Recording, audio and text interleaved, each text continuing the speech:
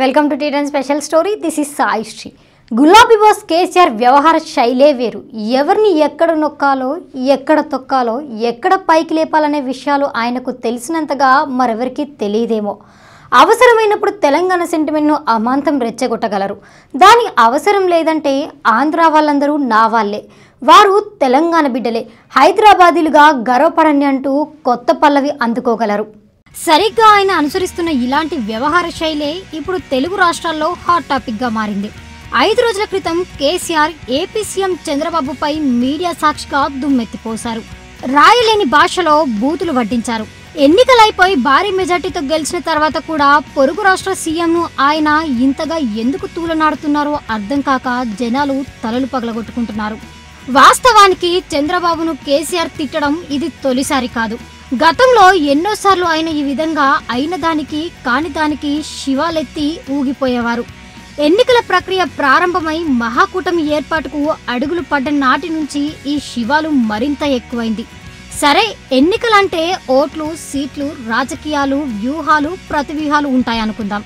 కానీ ఎన్నికలు ముగిసి పూర్తి మెజార్టీతో మళ్లీ ప్రభుత్వం ఏర్పాటు చేసిన తర్వాత కూడా ఆయన చంద్రబాబును ఇంత తీవ్రంగా ఎందుకు తూలనాడుతున్నారు? ఇది ఇప్పుడు $1 మిలియన్ ప్రశ్నగా మారింది.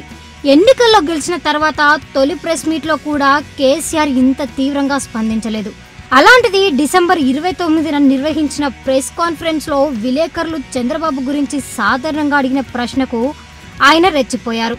ఛాన్స్ దొరికిందిరాబాయ్ అనుకుంటూ ఆగ్రహంతో ఊగిపోయారు.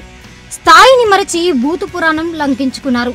దీనికి రాజకీయంగా ఒక ముఖ్యమైన కారణం లేకపోలేదంటున్నారు విశ్లేషకులు. జాతీయ స్థాయిలో ఒక కీలక కూటమికి ప్రాణం పోయడానికి అటు చంద్రబాబు, ఇటు కేసీఆర్ ఇద్దరు ప్రయత్నాలు చేస్తున్నారు.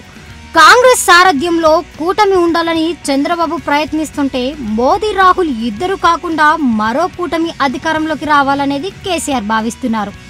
అందుకోసం ఆయన తాజాగా ఒరిస్సా నవీన్ పట్నాయక్, పశ్చిమ బెంగాల్ మమతా బెనర్జీలను కలిశారు. విషయం ఏంటంటే ఈ ఇద్దరి నుంచి కూడా ఆయన ప్రతిపాదనకు పెద్దగా సానుకూల స్పందన రాలేదు. మమత అయితే గతంలో నుంచి చంద్రబాబు ప్రయత్నాల వైపే మొగ్గుతున్న సంకేతాలున్నాయి. ఆమె పెద్దగా కేసీఆర్ ప్రపోజల్ను ఖాతరు చేయలేదని సమాచారం. మరోవైపు మాయావతి, అఖిలేష్లు అసలు కేసీఆర్తో భేటీకి కూడా రాలేదు. బయటి ప్రపంచానికి ఆ సీఎంలు మర్యాద కోసం కేసీఆర్ను కలిసి తర్వాత ఆయనతో పాటు ప్రెస్ మీట్లో కూర్చున్న వారు రాజకీయ ప్రతిపాదనను పట్టించుకోలేదని తెలుస్తోంది. ఈ మొత్తం వ్యవహారంలో తాను అనుకున్నట్లు జరగకపోయేసరికి కేసీఆర్ అసహనానికి గురయ్యారు. పైగా మమతా బెనర్జీ చంద్రబాబు ప్రతిపాదనకే మొగ్గు చూపడం కూడా బాబుపై కేసీఆర్ మంటకు ఆజ్యం జత చేసింది.